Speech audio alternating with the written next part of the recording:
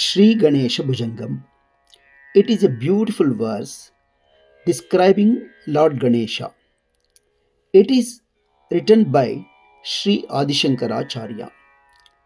Sri Ganesha is widely revered as the remover of obstacles.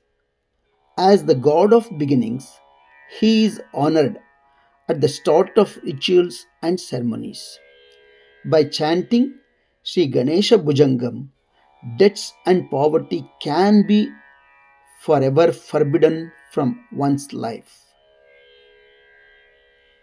Hail the Lord Ganesha, may we all be blessed.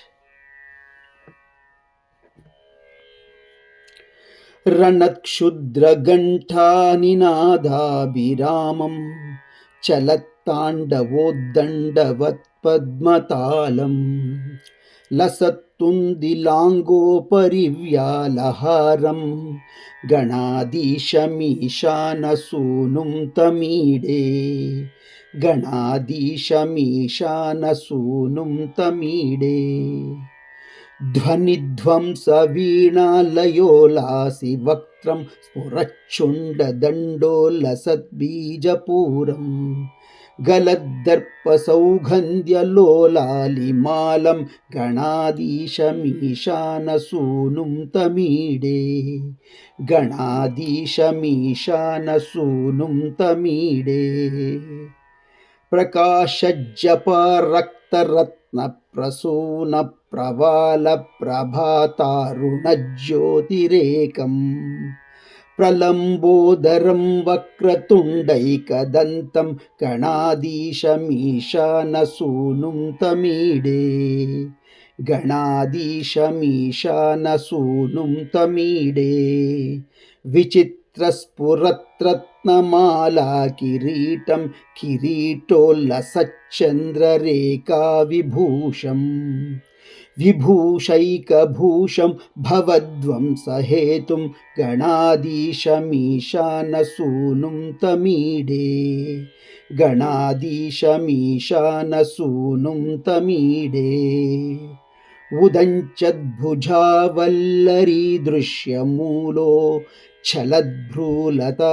विभ्रमभ्राजदक्षम् मरुत्सुन्दरी चामरैः सेव्यमानं गणाधीशमीशानसूनुं तमीडे गणाधीशमीशानसूनुं तमीडे स्फुरन्निष्ठुरालोलपिङ्गाक्षितारं कृपाकोमलोदारलीलावतारम् कलाबिन्दुगङ्गीयते योगिवर्यै गणाधीशमीशानसूनुं तमीडे गणाधीशमीशानसूनुं तमीडे यमेकाक्षरं निर्मलं निर्विकल्पं गुणातीतमानन्दमाकारशून्यम् परं पारमोङ्कारमाम्नाय गर्भं वदन्ति प्रगल्भं पुराणं तमीडे वदन्ति प्रगल्भं पुराणं तमीडे चिदानन्दसान्द्राय शान्ताय तुभ्यं नमो विश्वकर्त्रे च हर्त्रे च तुभ्यं नमोऽनन्तलीलाय कैवल्यभासे नमो विश्वबीजप्रसीदेश सूनो नमो विश्वबीजप्रसीदेश सूनो इमं सुस्तवं प्रातरुत्थाय भक्त्या पठेद्यस्तु मर्त्यो लभेत् सर्वकामान् गणेशप्रसादेन सिद्ध्यन्ति वाचो